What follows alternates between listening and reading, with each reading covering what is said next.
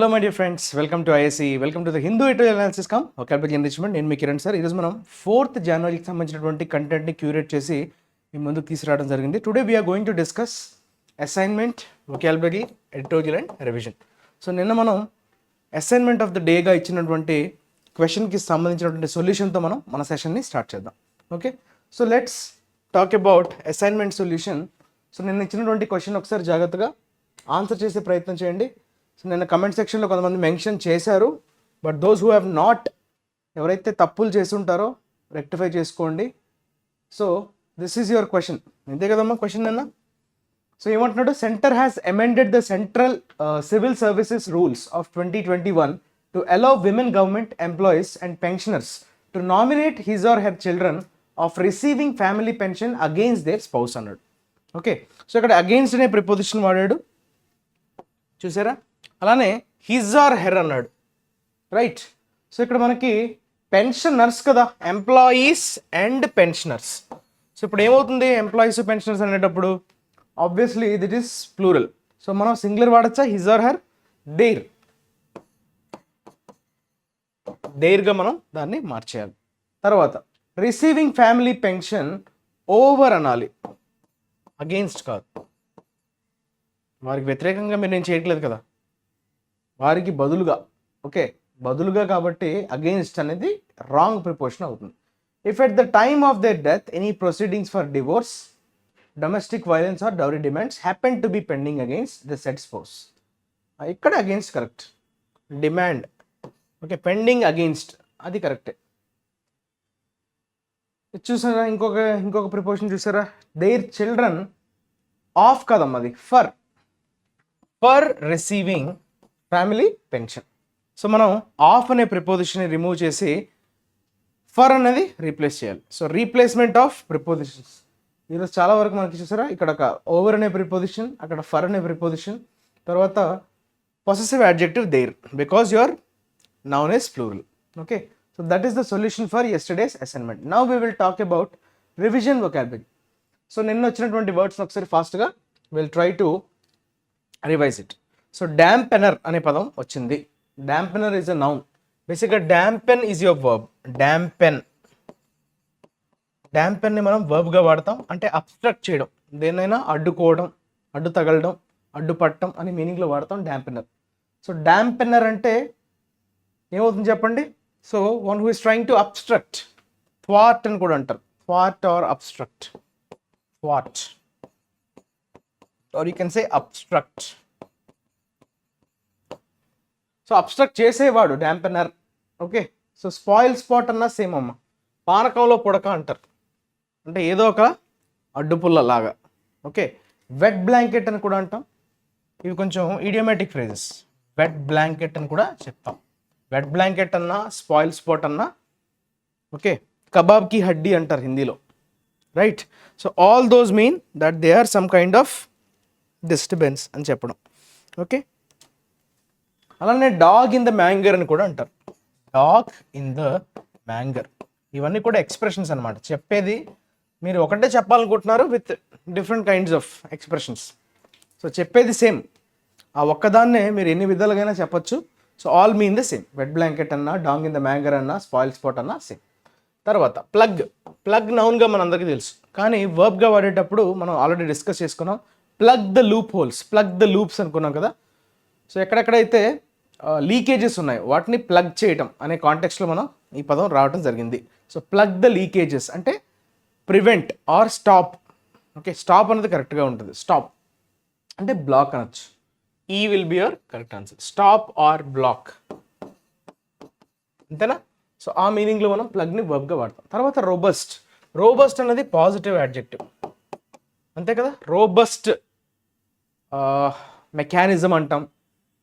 Okay, robust machinery అంటాం. So robust అని దేన్నైనా మనం ఉద్దేశించి అంటున్నాం అంటే which is always something which is very powerful, చాలా పవర్ఫుల్గా ఉంది, చాలా ఎఫిషియంట్.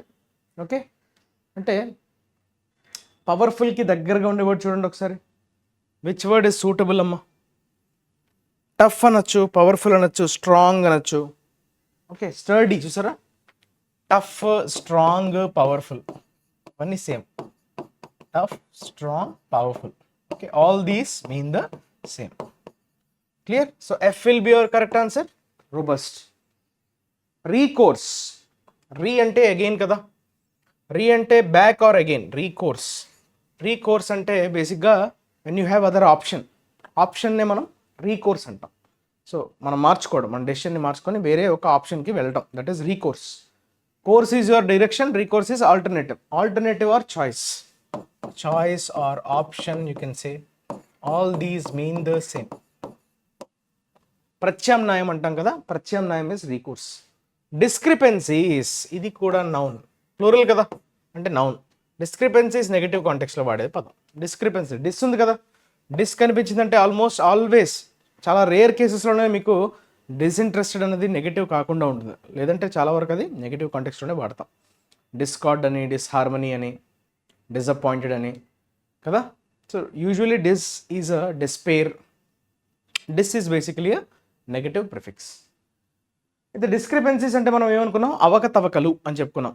అవకతవకలు, ఎక్కడైనా డిస్క్రిపెన్సీస్ ఉన్నాయా లేదా అని చూడడం, దట్ ఈస్ కాల్డ్ డిస్క్రిపెన్సీస్. అంటే there are some kind of issues. Okay, discrepancies. అయితే రీకోర్స్కి ఆన్సర్ ఏమవుతుంది, ఆల్టర్నేటివ్ కదా, ఏ. డిస్క్రిపెన్సీకి డిస్పారిటీ, ఓకే, మ్యాచింగ్, పొంతన లేకపోవడం, డిస్పారిటీ అని మనం చెప్పుకోవచ్చు. ఓకే, ఇన్కన్సిస్టెన్సీ అని, డీవియేషన్ అని, డిఫరెన్స్ అని, ఇన్కన్సిస్టెన్సీ అని కూడా చెప్పచ్చు. Inconsistency, okay, deviation, difference, all these words mean the same. ఇవన్నీ కూడా మనకి సినోనిమ్స్ అవుతాయి. డిస్పారిటీ అంటే నో ప్యారిటీ, నాట్ ఈక్వల్ అని చెప్పడం. కన్సిస్టెంట్గా లేకపోవడం, ఇంకా అంటే నెగటివ్ నౌన్ బేసిక్గా. తర్వాత ఎసర్టైన్, ఇది వర్బ్. దేన్నైనా ఎసర్టైన్ చేస్తున్నారంటే ఏం చేస్తున్నారమ్మా మీరు, you are trying to verify, you are trying to make it sure, అంటే మీరు దాన్ని పక్కా చేసుకుంటున్నారు, వెరిఫై చేసుకోవడం. ఓకే, బి వెరిఫై, ఓకే, అంటే you are trying to confirm something అని చెప్పచ్చా. Confirm, establish, settle. Okay, confirm, establish, settle. Okay, all these mean the same. Clear? So these are the words related to your vocabulary. Okay, ascertain. చూసుకోండి అమ్మా, అన్ని సరిపోయిందా లేదా లెక్క చూసుకోండి, రాసుకోండి, రివిజన్ చేస్తూ ఉండండి. Next we will try to look at this editorial. ఈరోజు వచ్చినటువంటి ఎడిటోరియల్ ఏమంటున్నాడంటే స్ట్రైకింగ్ ఫియర్ అంటున్నాడు. ఓకే, జనరల్గా స్ట్రైక్ అనే పదం మనకి స్ట్రైక్ని వర్బ్గా మనకి బాగా తెలుసు. ఓకే, స్ట్రైక్, దేన్నైనా మనం హిట్ చేయడం, స్ట్రైక్ చేయడం కదా. స్ట్రైకర్, క్యారమ్ బోర్డులో స్ట్రైకర్ ఉంటుంది. స్ట్రైకర్తో మనం ఏం చేస్తాం, వి హిట్ ద కాయిన్స్ని స్ట్రైక్ చేస్తాం కదా. స్ట్రైకింగ్ ఫియర్ ఇక్కడ ఎలా వాడాడంటే స్ట్రైకింగ్ని యాడ్జెక్టివ్గా వాడటం జరిగింది. ఓకే, ఫియర్ అంటే భయం, నౌన్. సో కొంచెం గగురుపాటు అంటే కొంచెం ఆందోళన కలిగించేటువంటి ఒక భయం అని చెప్తున్నాడు. స్ట్రైకింగ్ అనే యాడ్జెక్టివ్ని వాడతాం. సంథింగ్ ఈజ్ స్ట్రైకింగ్ అంటే కొంచెం సీరియస్ అనే మీనింగ్ వస్తుంది. డ్రైవర్స్ స్ట్రైక్, అయితే ఏ నేపథ్యంలో ఈ ఫియర్ వచ్చింది అన్నది మనం అర్థం చేసుకుందాం. సో నేపథ్యం ఏంటంటే drivers strike is a test for severity of hit and run class in new penal code. శిక్షా స్మృతి అంటాం. పీనల్ కోడ్ అంటే అర్థం ఏంటమ్మా, శిక్షా స్మృతి. కొత్తగా అమెండ్మెంట్స్ జరిగాయి కదా, కొన్ని లాస్ రీప్లేస్మెంట్ అయితే జరగడం జరిగింది. ఐపీసీ గుర్తుందా మీకు, ఇండియన్ పీనల్ కోడ్ని మనం బిఎన్ఎస్, దట్ హ్యాస్ భారతీయ న్యాయ సమితి, సో అది మనకి రీప్లేస్ చేసింది. ఇంతకుముందు కూడా ఎడిటోరియల్స్లో మనం దాని గురించి డిస్కషన్ చేసుకోవడం జరిగింది. సో బిఎన్ఎస్ అనేది ఇండియన్ పీనల్ కోడ్ని రీప్లేస్ చేసింది, శిక్షా స్మృతిని. ఆ శిక్షా స్మృతిలో ఉండేటువంటి కొన్ని పనిష్మెంట్స్ ఏవైతే ఉంటాయో వాటిని నిర్దేశించడంలో కొత్త అమెండ్మెంట్స్ అయితే రావడం జరిగింది. అయితే అందులో భాగంగా డ్రైవర్స్ స్ట్రైక్, ఇప్పుడు డ్రైవర్స్ అందరూ స్ట్రైక్ చేస్తున్నారంట. ఆ స్ట్రైక్ దేనికి దారితీస్తుంది, ఈజ్ ఎ టెస్ట్ ఫర్, ఇప్పుడు అది ఒక పరీక్ష కాబోతుంది, severity of hit and run class. అంటే హిట్ అండ్ రన్ అనేది మీకు అర్థం కావాలి. First of all hit and run అంటే అర్థం ఏంటంటే ఎవరినైనా మనం రోడ్స్ పైన జనరల్గా యాక్సిడెంట్ చేసేసిన తర్వాత వాళ్ళని వెంటనే ఇమీడియట్గా వాళ్ళని పట్టించుకోకుండా, రిపోర్ట్ చేయకుండా, వారిని ఎక్కడికైనా హాస్పిటలైజ్ చేయకుండా మట్టుకు మనమే వదిలేసి వెళ్ళిపోవడాన్నే you call it as hit and run. So అలాంటి కేసులో హిట్ అండ్ రన్ లాంటి సిచ్యువేషన్ ఏర్పడినప్పుడు పీనల్ కోడ్లో ఏముండేది దాన్ని రీప్లేస్ చేయడం వల్ల సివియారిటీ పెరిగింది. సో ఆ సివియారిటీని వ్యతిరేకిస్తూ ఈ డ్రైవర్ స్ట్రైక్ దిగారు. ఓకే, సో అది ఏంటి, ఎంత సివియర్గా ఉంది, ఆ సివియారిటీని ఒక పరీక్ష కాబోతుంది వీరి యొక్క స్ట్రైక్ అన్నట్టుగా మనకి ఇక్కడ అర్థమవుతుంది subheading. Okay, so let's get in to the article. ఆర్టికల్లో ఏం చెప్తున్నాడో దాన్ని ఒకసారి అర్థం చేసుకునే ప్రయత్నం అయితే చేద్దాం. Okay, please go through the article once, then we will start our discussion. Okay, so the very first line, the provision in the భారతీయ న్యాయ సంహిత, BNS అనుకున్నాం కదా, భారతీయ న్యాయ సంహిత, ఇదే మనకి రీప్లేస్ చేస్తుంది ఐపీసీని, ఇండియన్ పీనల్ కోడ్. అందులో ఒక ప్రొవిజన్ ఉంది. Okay, that treats hit and run accident cases as an aggravated form of the offense of causing death by rashness or negligence will be the first in the new yet to be implemented code to be scrutinized for its severity. అయితే ఈ భారతీయ సంహిత ఇంకా పొందుపరిచారు, అందులో పొందుపరిచారు కానీ అది ఇంకా ఇంప్లిమెంటేషన్కి అయితే నోచుకోలేదు. అది ఇంకా ఇంప్లిమెంట్ కావాల్సి ఉంది. యెట్ టు బి ఇంప్లిమెంటెడ్ అన్నారు చూసారా, సో అది ఇంకా ఇంప్లిమెంట్ కావాల్సి ఉంది. సో దాన్ని ఒకసారి అది ఎంత సివియర్గా ఉంది అన్న దాన్ని ఇప్పుడైతే స్క్రూటినీ చేయాల్సి ఉంది. స్క్రూటినీ అంటే దాన్ని పరిశీలించాల్సి ఉంది. అయితే అఫెన్స్ ఏంటి, ఆ అఫెన్స్ ఏంటమ్మా, హిట్ అండ్ రన్ అని చెప్పుకున్నాం కదా. Hit and run accident especially aggravate అయిందంట. అంటే అప్పటికంటే ఇప్పుడు ఇంకొంచెం తీవ్రమైంది. అగ్రవేట్ అవ్వడం అంటే ఏంటంటే మరింత దిగజారిపోవడం, లేదంటే మరింత స్ట్రిక్ట్ అయిపోవడం. దట్ ఈస్ అగ్రవేట్ అంటే మరింత ఇబ్బంది కలిగించేలా ఉండడం. That is called aggravate. Grave కదా, గ్రేవ్ అంటే సీరియస్, అగ్రవేట్ అంటే ఇంకా సీరియస్ అయిపోవడం. అఫెన్స్ అయితే అఫెన్స్ ఏంటి, తప్పేంటమ్మా, హిట్ అండ్ రన్లో కాజింగ్ డెత్, ఎస్పెషల్లీ మనం యాక్సిడెంట్ చేయడం వల్ల, మనం హిట్ చేయడం వల్ల ఎవరైనా అనుకోకుండా చనిపోతే, ఆ చనిపోవడానికి కారణం ఏమైండొచ్చు, ర్యాష్నెస్ ఆర్ నెగ్లిజెన్స్. మన యొక్క నెగ్లిజెన్స్, మనకున్నటువంటి ఓకే ర్యాష్నెస్, పట్టించుకోకపోవడం, లేకపోతే మనకున్నటువంటి నెగ్లిజెన్స్. సో వీటి వల్ల ఎవరైనా ప్రాణాలు కోల్పోతే, ఓకే ఫస్ట్ టైం ఇంతవరకు చరిత్రలో ఇప్పుడు లేదు. సో దాన్ని బాగా అగ్రవేట్ చేసేయడం జరిగింది. అయితే ఈ చేయాల్సినటువంటి కోడ్ ఏదైతే ఉందో, ఆ శిక్షా స్మృతి ఏదైతే ఉందో దాన్ని స్క్రూటినైజ్ చేయాల్సినటువంటి అవసరం ఉంది. బికాస్ అది కొంచెం సివియర్గా ఉంది, బికాస్ ఆఫ్ ఇట్ సివియారిటీ, అది బాగా సివియర్. అయితే ఎందుకు సివియర్ అయింది అన్నది మనం చూసే ప్రయత్నం అయితే చేద్దాం. With truck drivers worried about the implications of section 106 of BNS abstaining from work, the government has promised to bring it into play only after consultations with the All India Motor Transport Congress. Okay, truck drivers main అమ్మ, వాళ్ళు ఇబ్బంది పడుతున్నారు, వాళ్ళు చాలా ఆందోళన చెందుతున్నారంట. About the implications, section 106 ఇది main. ఈ section 106 ఇందులో మన భారతీయ న్యాయ సంహితలో ఉండేటువంటి ఒక సెక్షన్ ఇది. సో ఇది దీనివల్ల వచ్చేటువంటి ఇంప్లికేషన్స్ని భయపడుతూ వర్రీ అవుతూ they are abstaining from work, అంటే వారి పని నుంచి వారు తప్పుకుంటున్నారు. Abstaining means to keep yourself away. When you're abstaining, abstain అనే పదం వాడినప్పుడు ఫ్రమ్ అనే preposition fix. Okay, abstain from work అంటే పని నుంచి దూరంగా ఉండడం. Okay, when you abstain from something means మీరు దానికి దూరంగా ఉన్నారని అర్థం. Okay, so the government has promised, government ఏమని వాగ్దానం చేసిందంట, to bring it into play. Bring it into play, ఇది చూసారా, ఇది ఒక phrase. Bring it into play అంటే దాన్ని ఇంప్లిమెంట్ చేయడం. దాన్ని మేము ఇంప్లిమెంట్ ఎప్పుడు చేస్తాం, సంప్రదింపులు జరిపిన తర్వాతే. ఎవరితో అమ్మా, ఆల్ ఇండియా మోటార్ ట్రాన్స్పోర్ట్ కాంగ్రెస్తో మేము సంప్రదింపులు జరిపిన తర్వాతే అప్పుడే ఇంప్లిమెంట్ చేస్తాం అని ఒక ఎష్యూరెన్స్ని అయితే ఇవ్వడం జరిగింది ప్రభుత్వం. గవర్నమెంట్ అయితే ప్రామిస్ చేసిందంట ట్రక్ డ్రైవర్స్కి. హౌఎవర్, కాకపోతే with the transporters body taking the stand that the strike was primarily resorted to by the drivers who feared additional criminal liability, the issue will require tactful handling. అయితే ఈ transporters body వాళ్ళేంటి, business అయితే నడిపిస్తున్నారు, అది okay. కాకపోతే ఈ drivers ఎవరైతే ఉన్నారో వాళ్ళైతే ఈ స్ట్రైక్కి పాల్పడుతున్నారు, దానికి మాకు ఎటువంటి సంబంధం లేదు, మాకు ఎటువంటి లింక్ లేదు అన్నట్టుగా మన ట్రాన్స్పోర్టర్స్ బాడీ అయితే they took the stand. So వారి వైఖరి ఎలా ఉంది, సో మాకు ఎటువంటి సంబంధం లేదు, లారీ డ్రైవర్స్ మాత్రమే ఈ స్ట్రైక్కి పాల్పడుతున్నారు, సో దాని వెనక మా హస్తం లేదు అన్నట్టుగా వాళ్ళు దాన్ని చాలా స్పష్టంగా చెప్పడం అయితే జరిగింది. సో టేకింగ్ ద స్టాండ్ అన్నాడు అంటే వారు దానిపైన ఒక వైఖరిని స్పష్టం చేశారు. Okay, the strike was primarily resorted to. ఇందులో మీరు గుర్తుంచుకోవాల్సినటువంటి విషయం ఏంటంటే రిసార్ట్తో మనకి టు అనే preposition always fixed preposition. Resort అనేది దానికి పాల్పడ్డారు అంటే that is the last option చెప్పుకోవడం. ఎప్పుడైనా మీకు లాస్ట్ ఆప్షన్ చివరి ఆప్షన్గా ఉంటే దాన్ని మనం రిసార్ట్ టు అని అంటాం. Okay, so by the drivers. So ఇప్పుడు డ్రైవర్స్నే వాళ్ళు చెప్తున్నారు, వాళ్ళే స్ట్రైక్ దిగుతున్నారు, దానికి మాకు సంబంధం లేదని. ఓకే, అయితే వాళ్ళకేంటి ప్రాబ్లం ఏంటి డ్రైవర్స్కి? ఈ క్రిమినల్ లయబిలిటీకి వాళ్ళు భయపడుతున్నారు. అడిషనల్ క్రిమినల్ లయబిలిటీ అంటే మమ్మల్ని క్రిమినల్స్గా చేసి, అంటే ఇప్పుడు ట్రాన్స్పోర్టర్స్ని ఎవరేమనరు, లారీ డ్రైవర్స్ మీద లారీ ఓనర్స్ మీద ఎటువంటి కంప్లైంట్ అనేది ఫైల్ అవ్వదు. ఆ అఫెన్స్కి పాల్పడినటువంటి డ్రైవర్నే క్రిమినల్గా చిత్రీకరిస్తారు. సో అక్కడే ప్రాబ్లం ఉంది. The issue will require tactful handling. చాలా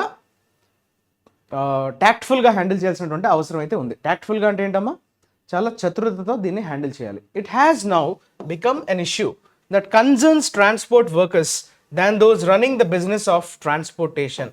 సో ఇప్పుడు ఏమైంది, దీనివల్ల ట్రాన్స్పోర్ట్ వర్కర్స్ ఎక్కువగా ఇబ్బంది పడుతున్నారు, ఆ బిజినెస్ నడిపిస్తున్నటువంటి ఓనర్స్కి పెద్దగా ఇష్యూ అయితే కాలేదు. సో ఆ ఇష్యూ అంతా కేవలం కన్సర్న్స్ అన్నట్టు చూసారా, వాళ్ళకి ఇబ్బంది కలిగిస్తుంది, ట్రాన్స్పోర్ట్ వర్కర్స్కి మాత్రమే, than those running the business of transportation.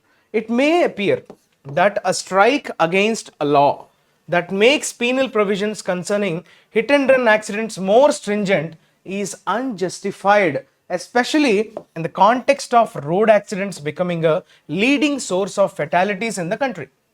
అయితే మనకు ఎలా అనిపిస్తుంది, ఇట్ మే అపియర్, మనకు ఎలా అనిపిస్తుంది అంటే జనరల్గా అయితే ఒక స్ట్రైక్ అగెయిన్స్ట్ లా, ఒక లాకి వ్యతిరేకంగా ఈ స్ట్రైక్ చేస్తున్నారు కదా వీళ్ళు, that makes penal provisions concerning hit and run accidents more stringent. అయితే ఇది మంచిదే కదా, హిట్ అండ్ రన్ చేస్తే ఎవరినైనా హిట్ చేసుకుని వెళ్ళిపోతుంటే వాళ్ళ మీద యాక్షన్ సివియర్గా ఉండడం అనేది మంచిదే కదా. మరి దీనికి ఎగనిస్ట్గా స్ట్రైక్ చేయడం ఏంటి, ఇది అన్జస్టిఫైడ్ కదా అన్నట్టుగా మనకు అనిపిస్తుంది అని చెప్తున్నాడు. Especially in the context of road యాక్సిడెంట్స్లో ఎస్పెషలీగా మనకి ఎక్కువగా యాక్సిడెంట్స్ అనేవి ట్రైన్తో పోల్చుకున్నా, ఎయిర్లో పోల్చుకున్నా, వాటర్తో పోల్చుకున్న మనకి రోడ్ ట్రాన్స్పోర్ట్లోని యాక్సిడెంట్స్ అనేవి ఎక్కువగా నమోదవుతున్నాయి. సో రోడ్ యాక్సిడెంట్స్ కాంటెక్స్లో మాత్రం ఎక్కువ మంది చనిపోతున్నారు, becoming a leading source of fatalities అంటే ఏంటమ్మా, మరణాలు. ఎక్కువగా మరణాలు సంభవిస్తున్నదానికి ముఖ్యమైన కారణం ఏంటి, రోడ్ యాక్సిడెంట్స్. సో మన కంట్రీలో రోడ్ యాక్సిడెంట్స్ అనేవి చాలా ఎక్కువ మరణాలకి అయితే దారితీస్తుంది, ఆ ఫ్యాక్ట్ మనందరికీ తెలిసిందే.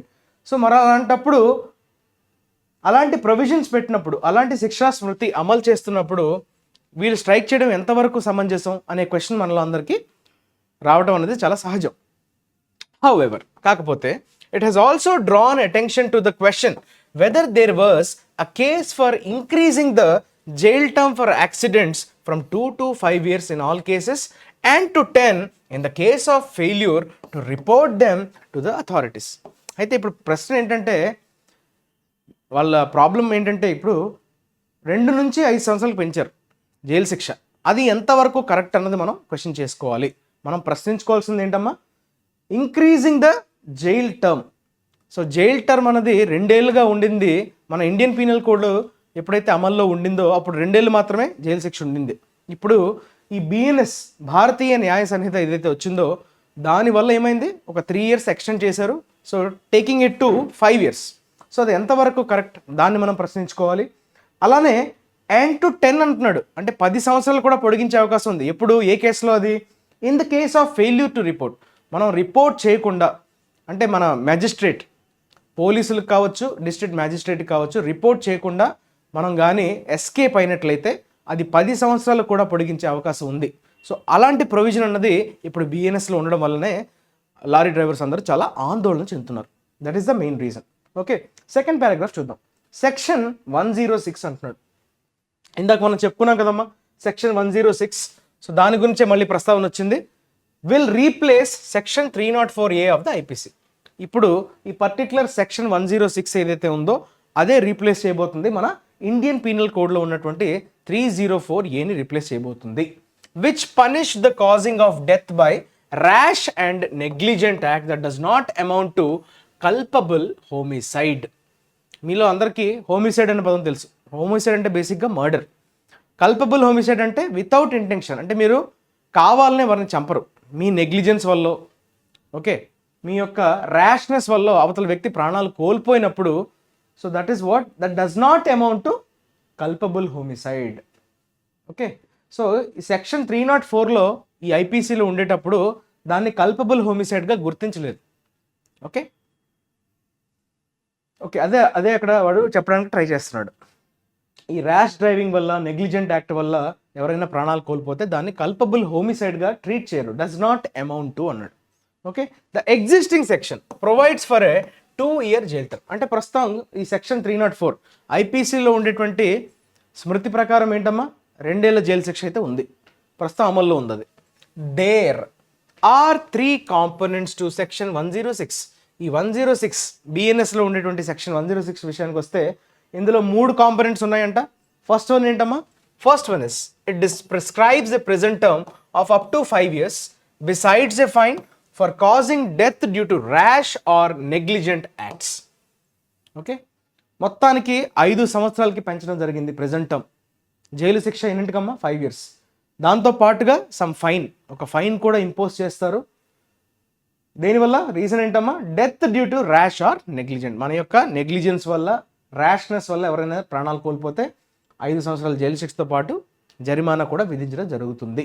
రెండో కాంపోనెంట్ ఏంటి, it provides for reduced criminal liability for registered medical doctors of 2 years in jail if death occurred in the course of A medical procedure. Registered medical doctors ఒకవేళ వాళ్ళకు కూడా 2 years జైలు అంట, వీళ్ళతో పోల్చుకుంటే తక్కువే.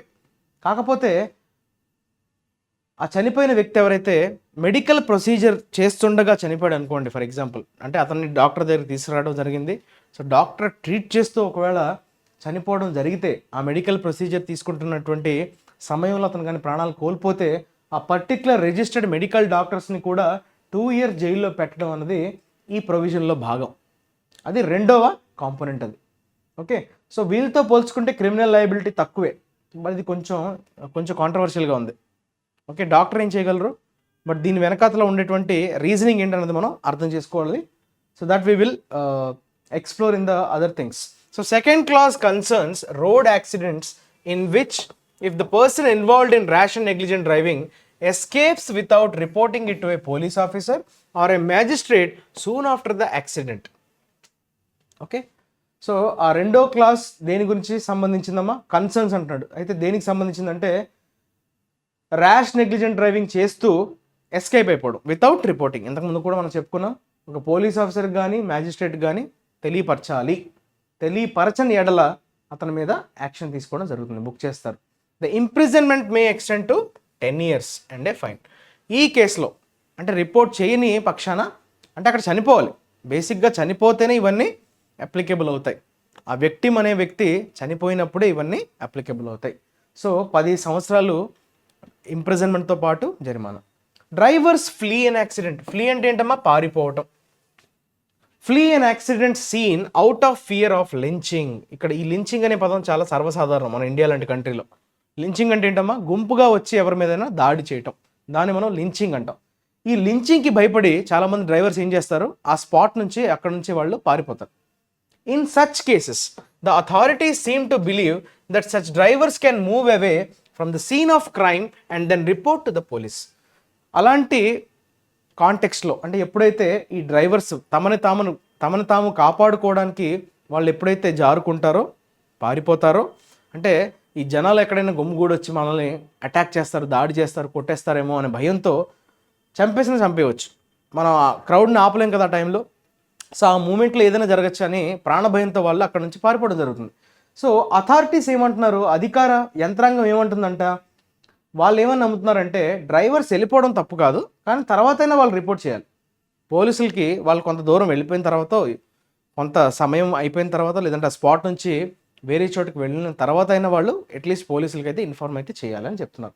The term hit and run is one in which the offending vehicle is not identified.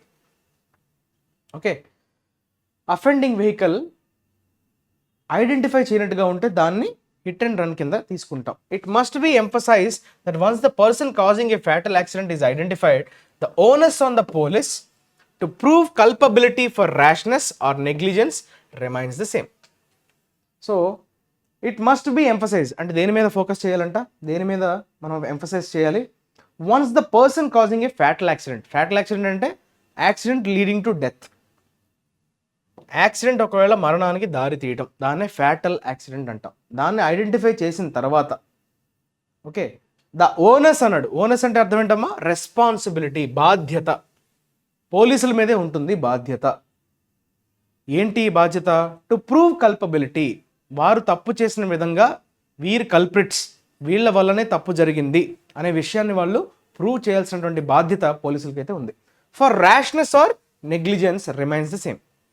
So rashness వల్ల కానీ negligence వల్ల కానీ తప్పు జరిగినట్లుగా ప్రూవ్ చేయాలి. Okay, that will remain the same. So అది మాత్రం సేమ్గానే ఉంది రెండిట్లో. ఎక్కడ? మన 304 ఐపీసీలో, 106 బిఎన్ఎస్లో ఈ కాంటెక్స్ట్, ఈ క్లాజ్ మాత్రం సేమ్గానే ఉంది. Given that many accidents are cause due to poor road conditions too. ఇంకొక వ్యాలిడ్ పాయింట్ చెప్తున్నాడమ్మా. ఏమంటున్నాడు? యాక్సిడెంట్స్ కేవలం మానవ తప్పిదమేనా?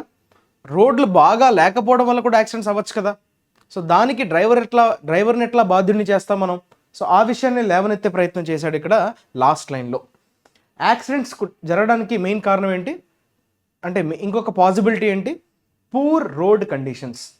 ఏ relevant question is whether the law should focus on raising present terms or on a comprehensive accident prevention policy package covering imprisonment, compensation and safety. చాలా మంచి point చెప్పాడు. అయితే ఇప్పుడు మనం అడగాల్సినటువంటి క్వశ్చన్ ఏంటి? రెలవెంట్ క్వశ్చన్ ఏంటమ్మా? లా, చట్టం ఏం చేయాలి ఇప్పుడు? కేవలం టర్మ్స్, కేవలం 5 నుంచి 7 సంవత్సరాలు, 7 సంవత్సరాల నుంచి 10 సంవత్సరాలకి పెంచుకుంటూ పోవడమేనా చట్టం చేయాల్సిన పని? లేదంటే కాంప్రహెన్సివ్ యాక్సిడెంటల్ ప్రివెన్షన్ పాలసీ, ఈ పాలసీ పేరు చూసారా?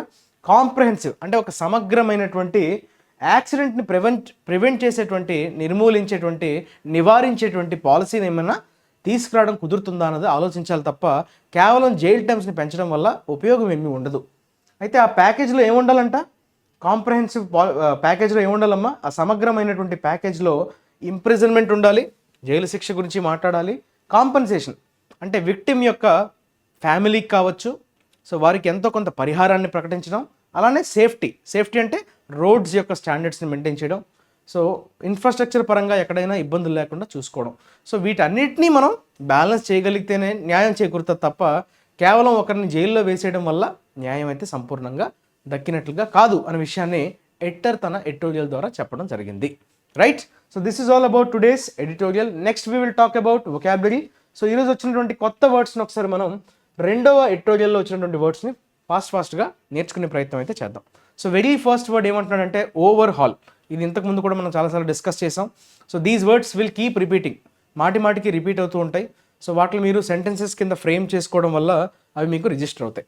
సో ఓవర్ హాల్ అంటే ఏంటమ్మా? ఎప్పుడైనా సిస్టంలో ఏమైనా ఇబ్బందులు తలెత్తినప్పుడు దాంట్లో సవరణలు చేసి మళ్ళీ దాన్ని మనం ఏం చేయాలి? రిపేర్ చేయడం. సిస్టమ్ని కానీ ఒక మెకానిజంని కానీ మీరు రిపేర్ చేయడాన్నే you call it as overhaul. చూడండి ఇక్కడ ఏమంటున్నాడు? I got the engine overhauled అంటున్నాడు. అంటే ఇంజిన్ని నేను మళ్ళీ రీపేర్ చేయించాను. ఎక్కడైనా ప్రాబ్లమ్స్ ఉంటే వాటిని రెక్టిఫై చేసి మళ్ళీ యథాస్థాయికి వాటిని తీసుకొచ్చే ప్రయత్నం చేయడం. సో రీపేర్ అనొచ్చు, రీవ్యాంప్ అనొచ్చు. ఈ రెండు కూడా మనకి సినోనిమ్స్ అవుతాయి. To repair an engine, machine etcetera so that every part of it works as it should. So ఎలా పనిచేయాలో అలా దాన్ని పనిచేసేలాగా చేయడం. మనం జనరల్గా ఇస్తాం కదా సర్వీసింగ్కి బండి. సో బండి సర్వీసింగ్కి ఇస్తున్నాం అంటే అర్థం ఏంటమ్మా? We are trying to overhaul the vehicle. So vehicle ముందు ఎలా పనిచేస్తుందో అలా పనిచేసేలాగా దాన్ని సెట్ చేయడం కదా, that is your overhaul. It is basically used as a verb. ఇది పాజిటివ్ కాంటెక్స్లోనే వాడతాం. Right, coming to the second, strike down. ఇది ఒక ఫ్రేజల్ వర్బ్ కదా. So it's a combination of your verb and adverb. So it is ఎప్పుడు ఈ కాంటెక్స్లో వాడతాం? Strike down అంటే దేన్నైనా కొట్టి వేయడం, దేన్నైనా కన్సిడర్ చేయకపోవడం. ఓకే, స్ట్రైక్ డౌన్ చేశారంటే దాని అర్థం ఏంటి? దాన్ని కంప్లీట్గా కన్సిడర్ చేయట్లేదు, కొట్టేశారు, రద్దు చేశారు అనే మీనింగ్లో వాడతాం. రిపీల్, రిసైన్డ్, అబ్రోగేట్ ఇవన్నీ కూడా మనకి దగ్గరగా ఉండే words. The courts struck down, కొట్టేశాయి. Local segregation laws because they violated the federal constitution.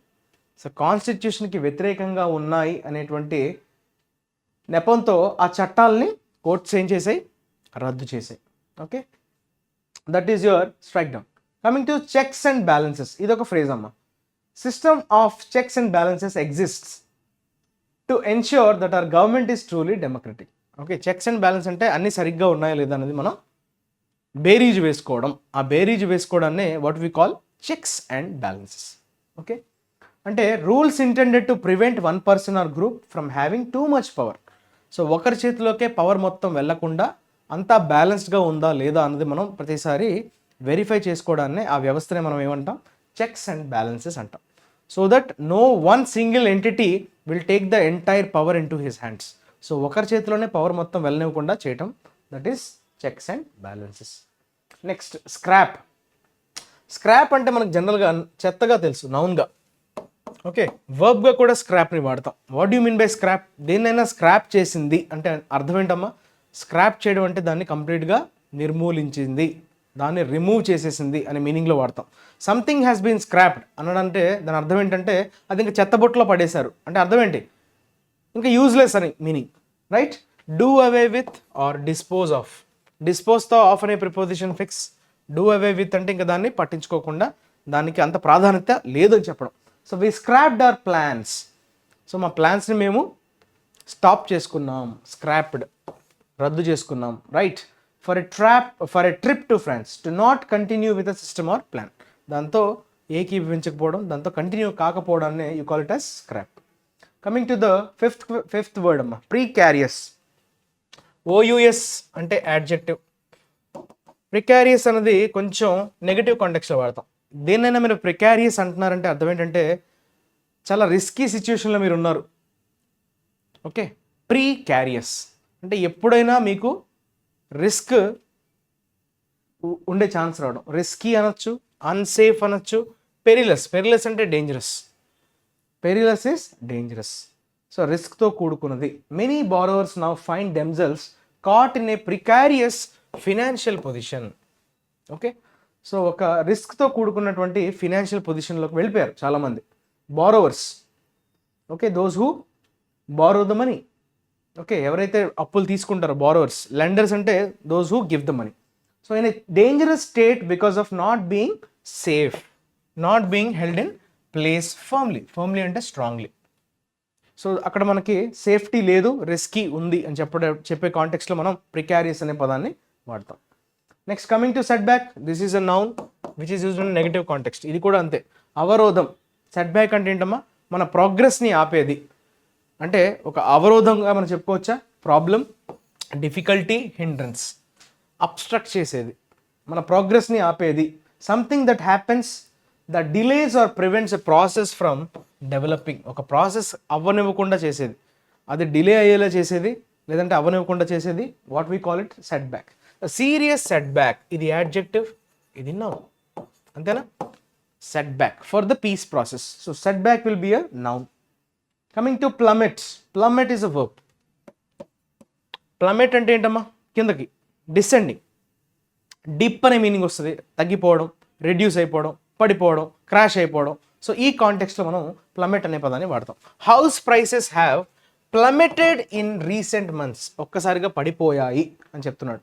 Dip అంటాం కదా, ప్లంజ్ అన్నా, డిప్ అన్నా, డిక్లైన్ అన్నా, డిక్రీజ్ అనే మీనింగ్ వస్తుంది.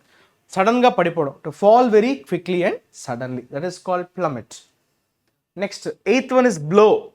బ్లోని వర్బ్గా వాడచ్చమ్మా బేసిక్గా. బ్లో అంటే ఊదడం కదా, దట్ ఈస్ బ్లో. బట్ బ్లోని నౌన్గా వాడచ్చు. బ్లో అంటే ఒక దెబ్బ. డెత్ బ్లో అంటారు, చావు దెబ్బ అంటారు. So death blow, blow is your noun. So blow అంటే ఒక సడన్గా మీకు ఒక దెబ్బ లాంటిది తగలడం, అంటే ఎవరైనా చనిపోవడం వల్ల కానీ సడన్గా ఏదన్నా అనుకోని సంఘటన జరగడం వల్ల ఒక దెబ్బ పడ్డాన్ని you call it as a blow. His wife's death was a terrible blow to him. So పెద్ద దెబ్బ కదా. So sudden shock, calamity or reversal etcetera, damage or hit. ఒక డ్యామేజ్ని ఉద్దేశించి మనం బ్లో అని చెప్తాం, దెబ్బ అని చెప్తాం తెలుగులో. That is all about today's vocabulary. Coming to this assignment. అసైన్మెంట్లో మనం ఆల్రెడీ సొల్యూషన్ గురించి మాట్లాడాం. We discussed about the solution part. Now assignment of the day చూద్దాం. సో ఇది మీకు ఇచ్చినటువంటి క్వశ్చన్ అమ్మా. దీన్ని ఒకసారి అందరూ చదివి ఇందులో ఎక్కడెక్కడ ఎర్రర్స్ ఉన్నాయి, ఈ ఎర్రర్స్కి సంబంధించినటువంటి ఆన్సర్స్ అనేవి కమెంట్ సెక్షన్లో అయితే మెన్షన్ చేయండి. What is the question here? The supreme court on Wednesday issued specific guidelines to high courts to ensure that government officials are not summoned at court at the drop of a cap. Okay, ఇందులో errors ఎలా అయినా ఉండొచ్చు, prepositional error ఉండొచ్చు, parts of the speech error ఉండొచ్చు, right? Idiomatic expression సరిగ్గా వాడలేదనే error ఉండొచ్చు, subject verb disagreement అవ్వచ్చు, టెన్స్ ఇన్కన్సిస్టెన్సీ. సో అన్ని రకాలుగా మీరు సరిగ్గా ఉందా లేదా అని వెరిఫై చేసి కమెంట్ సెక్షన్లో మెన్షన్ చేయండి. Thank you for watching. మళ్ళీ రేపు కొత్త విషయాలతో మీ ముందుకు వచ్చేస్తా. అంతవరకు స్టేట్ ఇంటూ ఐఏసీ మీ ఫ్రెండ్స్కి వీడియోని షేర్ చేయండి, అలానే వీడియోని ఖచ్చితంగా లైక్ చేయండి. Thank you for watching. Your Kiran sir signing off. Take care. Have a nice day.